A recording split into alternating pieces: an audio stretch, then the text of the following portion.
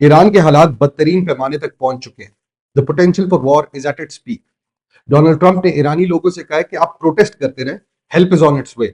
और ईरान की गवर्नमेंट से अब यूएस ने बातचीत करने से इनकार कर दिया। मैं हूं आपका होस्ट हुर शफी, और आज मैं आपको बताऊंगा कि अगर यूएस ईरान के ऊपर अटैक करता है, then what can Iran do.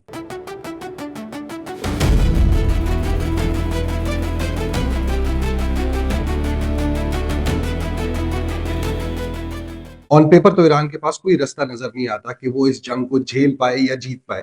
Iran की इकोनॉमी भी कोलैप्स कर चुकी है, ईरान की करेंसी भी कोलैप्स कर चुकी है, और ईरान के पास वो फायर पावर नहीं है जो यूएस के पास है। तो ईरान इस जंग को किस तरह कंडक्ट करेगा, क्योंकि अब ये कॉन्फ्लिक्ट जो है काइनेटिक की तरफ जाता हुआ नजर आ रहा है। लेकिन ईरान के जो लीडर्स हैं उन्होंने अपनी ये स्टेटमेंट साफ बोल दिए कि हम कोई भी यूएस एक्शन को रिटेलिएट करेंगे और हम उनको मुंह तोड़ जवाब देंगे। अब ईरान के पास क्या ऑप्शंस बचती हैं? ईरान के पास दो चार ऑप्शन है जिसको वो यूज कर सकता है। सबसे पहली ऑप्शन उसके पास है प्रॉक्सी वॉर की। प्रॉक्सी की बेतहाशा रिपोर्ट्स हमें मिलती है कि ईरान के पास इस वक्त हिजबुल्ला लेबनान के अंदर है, यमन के अंदर हुदीज है, और उसके अलावा भी इनके पास इराक और सीरिया के अंदर मिलिशियाज है जिनको ये यूज करते रहते हैं और कर सकते हैं। और दो रिपोर्ट्स ये भी कहते हैं कि इजरायली और यूएस ऑपरेशन की वजह से ये जो मिलिशियाज और ये जो प्रॉक्सीज है ये काफी वीकेंड है। लेकिन 2023 से अभी तक 170 अटैक्स जो हैं वो यूएस बेसिस के ऊपर और इजरायली फोर्सेस के ऊपर ये जो मिलिशियाज और ये प्रॉक्सीज हैं ये कंडक्ट करती रही। अगर ईरान इनको यूज करे और ये गुरिल्ला वॉरफेयर कंडक्ट करते रहे, which would be a guerrilla warfare on steroids because ये स्टेट बैक्ड होंगे, तो ये काफी डैमेज इन्फ्लिक्ट कर सकते हैं on the enemy being US. US की बहुत सारी बेसिस है मिडिल ईस्ट के अंदर जहां से वो अटैक्स कंडक्ट करेगा, जहां से वो ऑपरेशंस कंडक्ट करेगा अगेंस्ट ईरान रजीम। और कन्वेंशनल वॉर की सेंस में ये बहुत ही चीप ऑप्शन होगा ईरान के लिए, एज अपोज टू यूएस जो कि कन्वेंशनल वॉर में अपने ट्रूप्स ऑन ग्राउंड लेके आए अगर, या वो military bases, air bases, naval basis भी यूज करे जो कि उसकी मिडिल ईस्ट के अंदर है, तो वो बहुत ही एक्सपेंसिव और बजट फ्रेंडली नहीं होती। ये देखते हुए कि ईरान की इकोनॉमी कोलैप्स कर चुकी है, ईरान की करेंसी कोलैप्स कर चुकी है, ईरान के पास हाई बजट नहीं है to conduct war, long term warfare के लिए, तो ये ऑप्शन उसके लिए सबसे बेस्ट रहेगी। एक हिस्सा है जो ईरान यूज करेगा अगेंस्ट द यूएस अगर ये वॉर शुरू होती है। दूसरा ऑप्शन जो है वो ड्रोन्स और मिसाइल्स बराजेस है। ईरान ने 2025 में जो इसराइल के साथ वॉर हुई उनकी, उसमें उनके मिसाइल्स प्रोग्राम जो है वो काफी हद तक हर्ट हुए, लेकिन उन्होंने बहुत सी चीजें रिबिल्ड भी कर ली और उनको थोड़ी बहुत सपोर्ट जो है वो रशिया और चाइना की तरफ से भी है। चाइना की तरफ से तो जनरली सिर्फ ट्रेड की उनको हेल्प मिलती है, लेकिन रशिया की तरफ से हमने रिपोर्ट सुनी है कि उनको मिसाइल्स भी मिल रहे हैं, उनको मिसाइल्स प्रोग्राम के अंदर जो है वो हेल्प भी मिलती है, टेक्नोलॉजिकल हेल्प। और अगर ईरान प्रॉपरली मिसाइल्स और ड्रोन्स को यूज करता है, यूटिलाइज करता है इस कॉन्फ्लिक्ट के अंदर, क्योंकि आप देखें यूएस की बहुत सी बेसिस जो हैं वो मिडल ईस्ट के अंदर स्कैटर्ड है।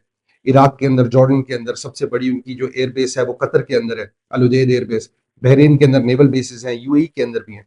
तो इन सारी बेसिस ऑल्दो बहुत फोर्टिफाइड है, लेकिन अगर इन पे ड्रोन्स और ये मिसाइल्स बराजेस की जाए तो 80 to 90% अगर वो डाउन भी करते हैं तो वो 10 to 20% जो हिट करेंगे वो यूएस के लिए बहुत ही हैवी प्राइस होगी। अब मिसाइल्स और ड्रोन से नुकसान तो ईरान बहुत सा पहुंचा सकता है यूएस की बेसिस को।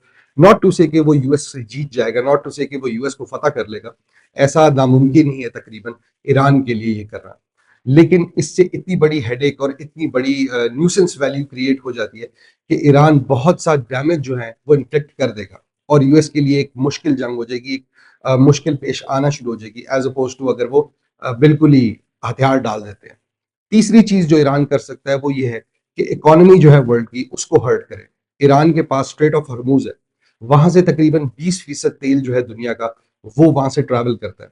अगर ईरान उस एरिया में, उस वाटर बॉडी के अंदर माइंस लगा दे, अगर वो वहां से उसको अनयूजेबल कर दे, उस स्ट्रेट ऑफ हरमुज को, वहां पे टैंकर्स को अटैक करे, वहां पे ब्लॉकेड लगाए, तो दुनिया की ऑयल प्राइसेस के अंदर तकरीबन 35 से 50% तक हाइक आएगी, जिससे पूरी दुनिया अफेक्ट होगी और इस कॉन्फ्लिक्ट के ऊपर जो है इंटरनेशनल कम्युनिटी का बहुत ज्यादा प्रेशर आ जाएगा। उसके बाद पूरी दुनिया इसमें इन्वॉल्व होकर या तो इसको रुकवाएगी या ईरान की फिर अगेन शामत आ सकती है कि ईरान को इस ब्लॉकेड को, इस स्ट्रेट ऑफ हरमुज के अंदर जो माइंस है उनको क्लियर किया जाए।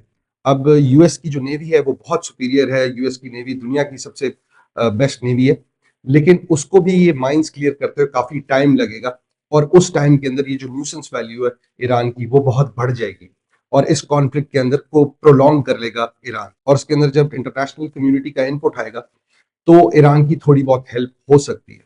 अब all of this is to say कि ईरान के पास कोई और ऑप्शंस नहीं है इतनी बड़ी एडवर्सरी से, इतने बड़े ओपोनेंट से लड़ने के लिए। ईरान के पास यही कुछ चीजें। चौथी ऑप्शन जो है वो है साइबर अटैक्स और सैबोटाज। अभी हमने देखा कि रिपोर्ट आई है कि स्टारलिंक जो कि इंटरनेट है, सैटेलाइट इंटरनेट प्रोवाइड किया जाता है ईरान की आवाम को, वो ईरान ने ब्लॉक कर लिया, उसको किसी तरह सैबोटाज किया। ऑल्दो यूएस की तरफ से बात थी कि ये सैबोटाज नहीं हो सकता, इसको बंद नहीं किया जा सकता। प्रोबेबली जो रिपोर्ट्स हैं वो ये कहती हैं कि रशियन टेक्नोलॉजी यूज करके स्टारलिंक से जो इंटरनेट आ रहा था उसको ब्लॉक कर दिया गया, उसको सैबोटाज कर दिया गया। इसी तरह अगर यूएस और इजरायली टेक्नोलॉजी को वो साइबर अटैक्स के थ्रू काउंटर करते रहे, उसके लिए उनको बहुत हेल्प चाहिए होगी एलाइज से उनके, वो अगर उनको मिलती रही तो ये एक बहुत बड़ी न्यूसेंस फैली होगी। बिकॉज आजकल की जो मॉडर्न वॉरफेयर है उसके अंदर टेक्नोलॉजी बहुत ज्यादा यूज होती है, एआई, इंटरनेट, इन सब चीज को इनकॉर्पोरेट किया जाता है।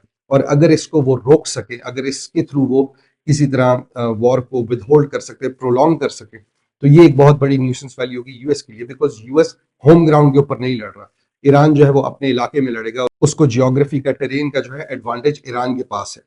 उसके बाद जो एक वाइल्ड कार्ड है वो ये हो सकता है कि ईरान न्यूक्लियर डेवलप कर ले। ईरान की न्यूक्लियर साइट्स जो हैं वो तबाह की कर दी गई थी कहने को by the US and Israeli in June, लेकिन ईरान के पास जो है वो रेडियो एक्टिव मटीरियल, जो न्यूक्लियर मटीरियल है, वो यूरेनियम, वो अभी भी मौजूद है।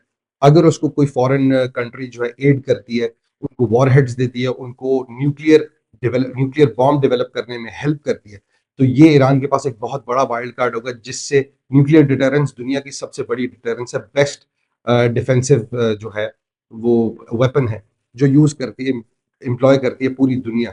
अगर उनके पास ये आ जाए तो इस जंग को शायद रुकने का मौका मिल जाए, यूएस शायद विड्रॉ कर ले, यूएस शायद स्टेलमेट के ऊपर आ जाए और यूएस डायलॉग की तरफ दोबारा बात शुरू कर दे।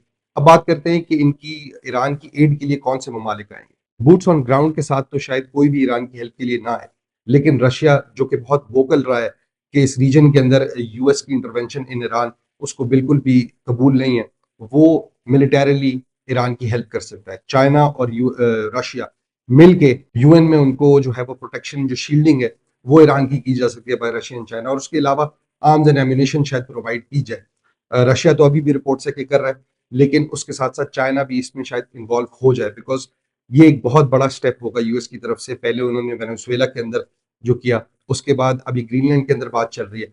तो चाइना का जो इन्फ्लुएंस है उसको काउंटर करने के लिए यूएस एक के बाद एक कदम बढ़ाता जा रहा है। इस चीज को देखते हुए चाइना जो है प्रोबेबली रशिया के साथ मिलके वो ईरान को एड जरूर करेगा। रशिया चाइना से बहुत सारा ऑयल इंपोर्ट करता है, उनका ट्रेडिंग पार्टनर है, और चाइना ये कभी भी नहीं चाहेगा कि ईरान की जो है वो रिजीम चेंज हो। वहां पे इजरायली इन्फ्लुएंस है, वहां पे यूएस इन्फ्लुएंस है, और जो उनकी ट्रेडिंग है, जो उनका ऑयल इंपोर्ट्स है वहां से, ईरान से, वो जीरो हो जाए, जो उनकी ट्रेडिंग है वहां से वो जीरो हो जाए, और स्ट्रेटेजिकली भी उनके हाथ से ईरान निकल जाए। तो इस वजह से जो है रशिया और चाइना मेन पार्टीज होंगी जो ईरान की हेल्प करेंगी। गल्फ कंट्रीज और मिडिल ईस्ट के अंदर जितनी भी कंट्रीज हैं, हम ये तो नहीं कह सकते कि वो आउटराइट आके ईरान की एड करेंगे, बट सऊदी अरेबिया की तरफ से मौका आया कि हम, सऊदी अरेबिया जो है वो अपनी एयर स्पेस या अपनी जो एयर बेसिस है वो यूएस को कह रहा है कि ना यूज करें। They will not allow US to use Saudi Arabian soil to attack Iran. अब इसमें रेजिस्टेंस है, ये भी एक तरह से ईरान की हेल्प है कि जितना रेजिस्टेंस शो करेंगी मिडल ईस्टर्न कंट्रीज, वहां से उतनी हेल्प ईरान की होगी, उतना ईजी होगा ईरान को यूएस के अटैक्स को काउंटर करना। अब जिस तरह की वॉर ईरान की इसराइल के साथ जून के अंदर हुई थी 2025 में, वो एक शॉर्ट टर्म वॉर थी, और उसके अंदर जो भी फैसिलिटेशन की यूएस ने, यूएस हैड नो कैजुअलिटीज। तो अगर उस तरह की एयर स्ट्राइक्स या उस तरह की मिलिट्री ऑपरेशन यूएस करे अगेंस्ट ईरान, तो उसको कोई कैजुअलिटीज, कोई जो है वो मुश्किल पेश नहीं आएगी। लेकिन अगर ये कॉन्फ्लिक्ट प्रोलॉन्ग हो जाता है तो फिर यूएस को काफी नुकसान होगा, माली तौर पे भी और जानी तौर पे भी। बिकॉज ईरान के पास दांत ना भी हो, नाखून तो है, उनका न्यूक्लियर जितने भी साइट्स थी वो तबाह कर देगी। तो ईरान के पास इस वक्त एक ही स्ट्रैटेजी है, सर्वाइवल थ्रू पेन।